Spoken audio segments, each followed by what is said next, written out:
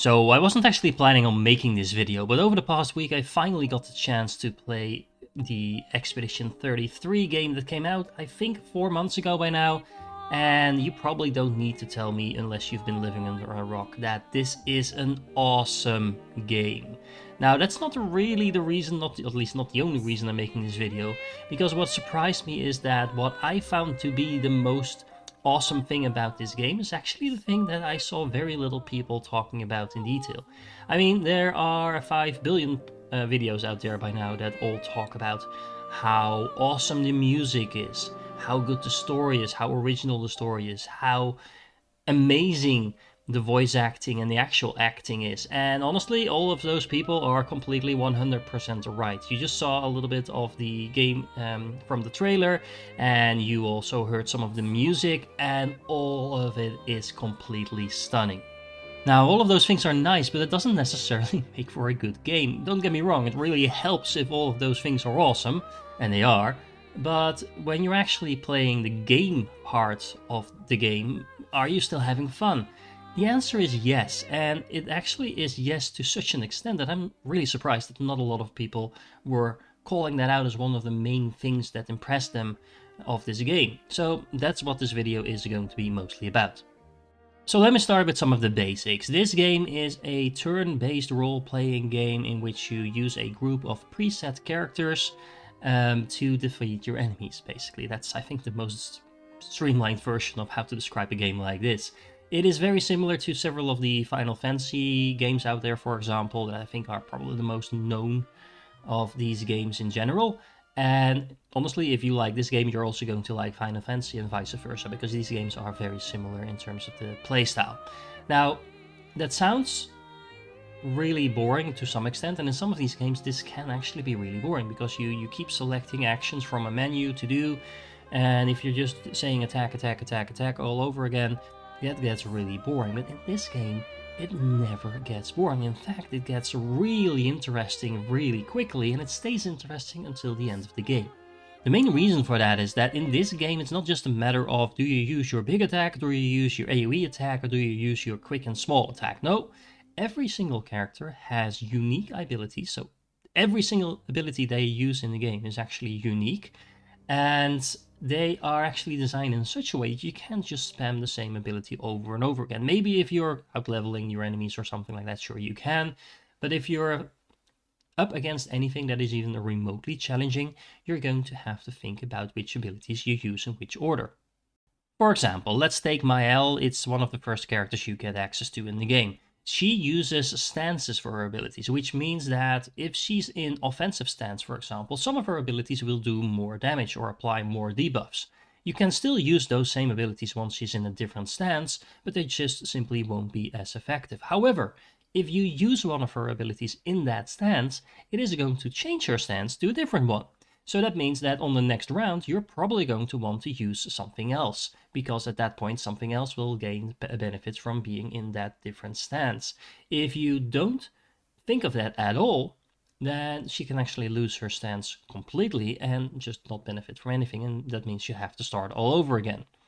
Now, it's actually pretty straightforward if you think about it, but it does mean you have to kind of chain together these nice little combinations of abilities to get the maximum effect out of all of that. Now, take into consideration on top of that, that not only do these abilities benefit from these different stances and flow into each other in different ways, they also build on each other in terms of applying certain debuffs to the enemies that they might benefit from, or they might be doing different types of damages, for example, fire damage or elemental damage or physical damage or etc. All of that means that every single enemy will need kind of a different type of approach. Now, you can optimize your attack pattern in such a way that it will work for most enemies, but still you'll find yourself wondering, how can I optimize this even better? And for those of you that know me, optimizing is really my thing, so that leads to a lot of interesting gameplay. Okay, but you'll probably wonder, well, if you do it like that, that still sounds pretty straightforward. It's easy to solve, right? Just figure out it's the combination of 3 or 4 abilities that really nicely chain into each other and you're done, right? Well, no, because you can actually have different amounts of action points on your turn, depending on what you're doing, and you need those action points to actually be able to use your abilities. If you are able to come up with a way of playing that allows you to have more action points, you can use stronger abilities and thereby do more damage. However, um, there are different ways of getting those action points, so you'll really have to think about that. And for example, parrying is a very good way of getting action points, but you can miss your parries too, or the enemy might have a different attack pattern from the previous ones that you're used to, and you might simply not be able to be consistently parrying a lot. So, yeah, that might kind of ruin your game plan. Now, on top of that, you don't have access to all your abilities the entire time. You can only link up to a maximum of 6 abilities, while you can learn quite a few more than that. So you do have to think, which of these 6 abilities do I bring into battle? Because, well, if you only bring very expensive attacks, then you're not going to be doing much for the first couple of rounds. Well, if you only bring weak attacks, you might find yourself simply not doing enough damage. Okay, now layer on top of this the fact that every single character has a unique system. So I was just talking about the stances of Mael, for example, but all the other characters use completely different mechanics that makes them tick. They have unique abilities, and all of those kind of allow you to synergize those together as well. Now, if you want to optimize, you'll get more characters than you can put in a single party. You can only have a total of 3 people in your party at the same time. The others will still be with you, they will be still gaining experience. I'll get back to that in a moment. But you can only play with 3 of them at the same time. So that also means you need to kind of pick which 3 do I bring for this particular fight. Some characters are just generally better at certain things than others. Some enemies might be better against certain things than others. So all of this does lead you to kind of mix and match characters as well. Now, I just mentioned that characters that are not in your active party still gain experience. And this is a feature that just comes back in this game all over the place. This game is so respectful of your time. And I say that just realizing I probably spent like 70 hours playing this game. But none of those 70 hours felt like I was grinding at all. There's just no grinding in this game whatsoever. Maybe all the way near the end, if you want to go for the achievement that requires you to become the maximum level of 99, you might need to do a little bit of grinding there. But other than that, there's just no grinding in this game whatsoever. Take, for example, the experience that I just mentioned. The fact that the people that are not in your active party still gain experience means that you can easily switch back to them if at some point you're like, okay, now I want to try this character. You won't run into a situation where that character is now completely underpowered or anything like that. The experience scales up quickly enough that I never had a larger level difference between my characters, I think, than 3 or 4 levels or something like that. And in this game, honestly, that doesn't really matter all that much. But this also translates to quite a few other areas in this game. For example, take the collecting of collectibles. There are certain things that you can just find on the map in terms of journals that explain some of the lore, or parts of the music of the game that you can then play in your camp. Those are typical things like you will have in a lot of these games. But in this game, they are actually hidden in places that are, I think, respectful of your time. I'm not sure if I'm making sense, but sometimes you have these games that have collectibles in almost impossible to reach locations, or like just annoying locations maybe, or in general make it really hard to get those things completed. So pretty much impossible unless you look it up in a guide.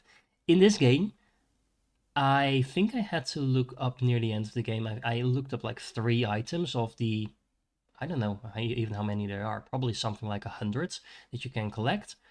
All of the other ones I just found while playing the game, and not just on the main track. I did have to go exploring a little bit, but there's no real places where you're wondering like, can I jump down here? Should I? And then you find yourself falling to your death or anything like that. Nope, the walls are clear. The game generally hides things in pretty obvious locations. If you can go left for the main quest, and if you go right, you're probably going to be finding a couple of those things there. And it's not just collectibles that you find there. So you actually have a gaming reason. Even if you're a power gamer, you still want to do that exploring, because that brings me to the main thing that I think makes the gameplay so awesome.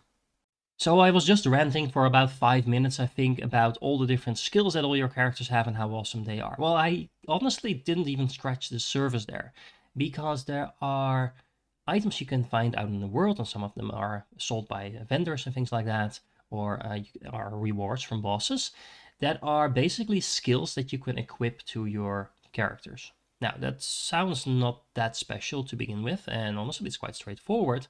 But the nice thing is that once you have equipped one of these skills to one of your characters, not only do they gain the bonus from that skill, it could improve some of your attacks, might make parrying better, it might get you more action points, something like that. It also gives you a passive buff, so it could increase your health, your speed, your crit chance, etc. But on top of that, once you've actually won a couple of fights with that, I think it's 4 fights per skill, you can actually equip that same skill to your other characters as well through a secondary system. That secondary system works with kind of like skill points, where the main skills that you find out in the world, you can only apply 3 of them to each character. And you can only apply them to one character to begin with. Once you've unlocked that secondary system, you can then use that same skill. You won't get the passive bonuses to your health, etc. from that, but you do get the actual skill. And you find one of these skills, I want to say, like every 10 minutes or so of playing. And if that sounds overwhelming, I have to admit it kind of is. But it does mean that you're constantly finding new skills throughout the entire game that make you think, huh, well, this sounds very useful. How can I use this in one of my characters to make them even better? And just to be clear, this isn't a matter of just, oh, okay, you get 3% extra crit, or you get 500 extra health, or something like that. No, no, no. All of these skills are like actively changing what your abilities do, improving them. They might, for example, allow you to get action points when you dodge or when you parry, or they might heal you if you parry, for example. Just to name a couple of pretty straightforward ones that you get pretty early on. However, there's also more involved things that might increase the crit chance that you have if you attack a burning enemy. So then the question becomes, well, getting a significant amount of crit chance is nice, but then I need to build my character in such a way that it will reliably put the enemy with a burn status, because otherwise it's not going to do anything. Same with the parry thing. If you're not going to be parrying or not successfully parrying, then buffing your parry is not going to be a good investment of your points. So what you're going to be doing is every single time you find one of these, you're going to look at it and you'll be like, huh, well, this sounds useful. How does this fit my playstyle? And well, maybe I should actually now completely rebuild what my character does, use different abilities, different weapons. I'll get to that in a moment. And then see if I can optimize things around that. Now that brings me to weapons, because one thing I haven't even touched upon yet, even though I have probably now have been talking for like 10 minutes about these game systems already, is the fact that you'll also very regularly find new weapons for your characters. Now, again, all of these games typically have something like this, where you'll find new weapons that specialize in some form of whatever. However, these weapons, not only do they have different amounts of elemental damage and things like that, and you can level those weapons up to make them stronger, these weapons also come with their own abilities. So for example, you might find let's keep it simple, you might find a fire weapon that makes your fire ability stronger. Now, that sounds very straightforward, and it is. It is also going to mean that you want to use your secondary skills in such a way that you build your character to benefit a lot from fire damage. Now, all of that sounds great until you encounter enemies that are immune to fire, or that might even absorb fire, or at least be resistant to fire. There's all kinds of variations in the game. So then you can't completely rely on that. It also means that if you have a character in your party that is already doing a lot of fire damage and applying a lot of burn status things, that you might build your other characters to synergize with that and benefit from the fact that that other character is already doing that. Now, to add all of this, there's also weak points on your enemies. And in order to hit those weak points, you can't just use your normal abilities. You'll have to use a special type of attack that is called a free aim shot. that basically allows you to pinpoint the weakness and shoot at it. Now, in some cases, that just means if you hit it, the enemy gets some extra damage. In some cases, it might mean that if you hit that weak spot often enough, they might actually lose certain abilities. You might like shoot their shields off or something like that, for example. All of that means that that character that is doing that shooting is not using as many abilities, because shooting actually also costs you action points. That means that you're going to want to build that character to gain a lot of abilities that synergize with all of that free aiming. Now, there's also actually weapons that synergize with that as well. Now, all of this ranting, and probably I lost about 90% of you by now, so I apologize for that. All of those choices in weapons, in skills, and just the sheer amount that you get, and they're kind of like drip feeded to you the entire game, but that drip feed, I don't mean it in a negative way. It is tuned so nicely. So you'll do like 4 or 5 fights with all of your abilities equipped, and then probably after that, maybe it's a little bit more than that on average, but probably after like 4 or 5 fights, especially if you do some exploring, you will find a new ability and you're like, huh, maybe I should use this. Or you might find a new weapon, you're like, oh, that actually looks really interesting. And the nice thing about leveling your weapons is actually that the weapons that you tend to find are usually a higher level than the ones you have. So other than the fact that they have new abilities, just the fact that they're higher level means that you're incentivized to actually use those new weapons when you find them. But that also typically means that you'll have to think about how you're going to adapt your character to work with that new weapon. Now, don't worry, you can actually upgrade your favorite weapon, doesn't matter if it's the first one you get, all the way through maximum level. So take long enough and take enough resources, if you find some of these resources along the way as well, you can just keep upgrading the weapons that you already have. But in this particular game, unlike, for example, when I was playing Elden Ring, in Elden Ring I just found a pretty good weapon fairly early on. I used that weapon for the entire duration of the rest of the game. Not really because I necessarily wanted to, but I had a good weapon, I knew how to use it, I was fine with it, it worked, so I didn't really feel compelled to change anything. Even though I kind of wanted to, it actually was more work changing weapons than it was worth. In this game, because it's so easy, but also because you're really rewarded changing up your weapon styles every now and then, you are going to want to change them. Now, I remember when I was like through the initial prologue and I was like in the actual game and I know, a couple of hours of gameplay, and I was like, oh, I'm actually getting quite a lot of these skills and a lot of these weapons. I'm wondering if they're kind of like front loading that to make sure you have enough to work with and it will slow down later. And because a lot of these games tend to get a little bit grindy near the end, that moment never came. Like, I'm serious. I defeated every single boss in the game, including the optional like ultra bosses or whatever they're called in like Final Fantasy and stuff like that. I did all of that. I never grinded for a single moment. Now, keep in mind, I was doing exploring, so that does mean that every now and then I would backtrack or maybe do a couple of additional enemies that you don't strictly need to do in order to complete the game.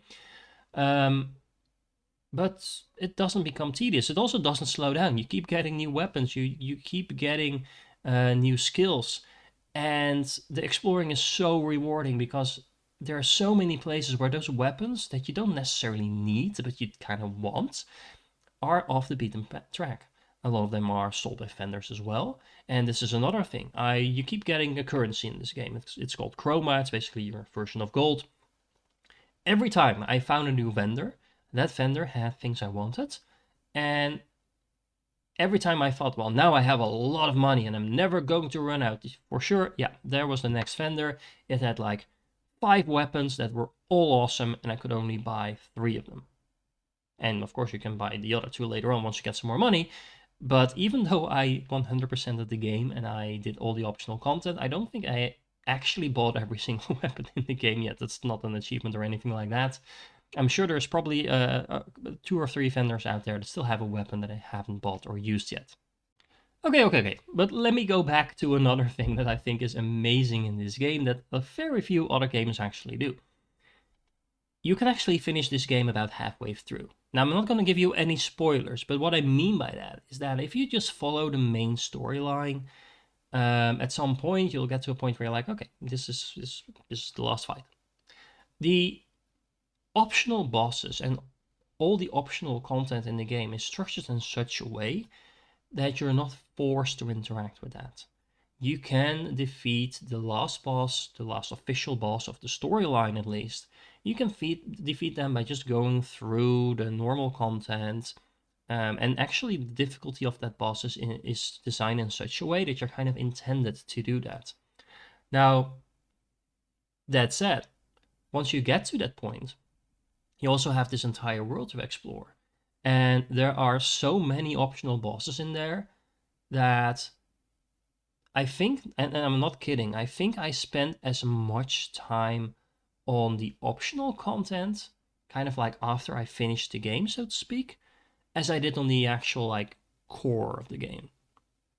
And that is something that is extremely rare for me to do. Once I finish a game, I'm like, yeah, this is it, done, next. I'll just lose the want to continue and do all the optional stuff.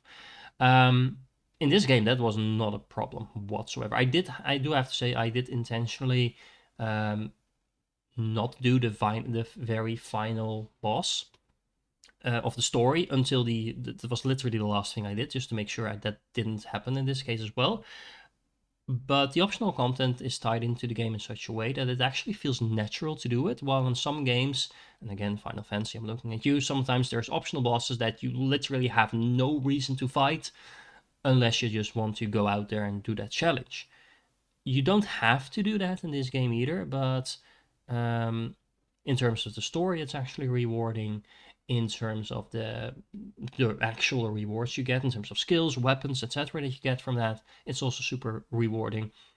And like I said, there's no grinding involved. So even the last, like, super final boss that I defeated, like the optional boss, I didn't do any grinding. I just did all the other optional stuff first, because I did know it was like the hardest thing to do in the game. The game is very clear on telling you that as well, by the way. And then once I came back to that boss, because I did initially try, like, oh, I'm very good at this game now, I'll just go in and kill him. Well, no, that didn't happen. You could probably if you're better than me, but that definitely didn't apply to me there. But I came back, I had better gear, I had leveled up a bit, I had better weapons, better strategy, and then I went in and killed him, and it felt super satisfying, other than the fact that boss has the most amazing music in the game as well. But anyway.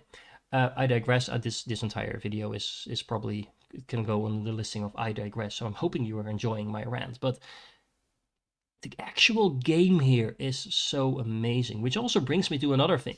If you look on the map of this game, and I'm looking at you at Ubisoft now, because I used to love the Assassin's Creed games until they started like filling the entire map with icons of things to collect and complete. That with me and my 100% completion OCD just burns me out on the game at some point, because there's only so many chests I can open up on the map before I get bored. In this game, there's no such indications on the map at all. So there's nothing really forcing you to go out and hunt for those collectibles, unless that is something you actively want to do, or unless you want the achievement. But there's also no indications on the map, so you kind of have to figure that out for yourself. And I think that's a nice way of respecting the player. There are quest indicators on the map, so they will tell you, okay, the current quest you have, you need to go to this dungeon in order to do that. But other than that, there's no quest marks on the map at all. Now, that brings me to I think it was the only annoyance that I had while playing the game, and that was especially during the mid-game when a lot of things open up to you. There are areas that are just higher level than what you're supposed to be beating at that point. Now, like I said, if you're good enough at parrying and things like that, you can theoretically do anything at any level, but once bosses start to literally kill you in one hit, then it's probably time to come back later. Now, the problem with that is there was a danger sign above some of the dungeons that kind of tell you that you're probably too low level to go in here yet. But I was actually able to kill quite a few bosses that had that label. Apparently, I was just a little bit lower than intended, and I'm definitely not the best player in the world, so it wasn't that. That said, once you've actually been in the dungeon and you hit the boss, nothing happened, and you're like, okay, I'll come back later, There's actually no way the game has to help you remember where you have things to do. There's no way to like put notes on the map or anything like that. That would actually be super helpful, because I like the fact that the map is not cluttered. But just due to the way the game is structured, you do want to backtrack every now and then if you're actually caring about doing everything. Um, the game doesn't really help you with that. It does show the dungeons on the map, so it's easy to tell where something is that might be interesting. And it doesn't actually show the name of that dungeon or that kind of portal you go through, whatever you want to call it, until you've actually been inside. But once you've been inside, it looks like everything else that you've completed. So yeah, that was a little bit of an annoyance, especially like I said, during the mid game when things really open up. There's so many places you can go. I actually had to keep a manual list of what I've completed and where I still had to go back to, in order to keep that somewhat manageable. It's not the biggest thing in the world, but I do want to be fair and say that that is definitely, I think, the only thing that really annoyed me at some point while playing the game. So, long story short, all of these gaming elements combined make for a game that is extremely rewarding once you try to start optimizing things. It's also at the same time not punishing at all if you don't do that a lot, and you do want to do that to some extent. But if you just pick the things that are obviously like good for your character, you're probably going to be fine, especially if you're not playing on the highest difficulty. And like I said, it's just so respectful of you as a player. It focuses on what makes game fun, not on what keeps you playing the longest. It's not monetized at all in terms of like microtransactions or things like that. There's nothing of that in the game at all. There's no filler content really in the game. Everything you want to do, you can do. All of everything you do feels rewarding. And yeah, like I said, there's just no grinding in the game. Well, typically these types of games do have quite a bit of that, so I've found that a fresh of breath air.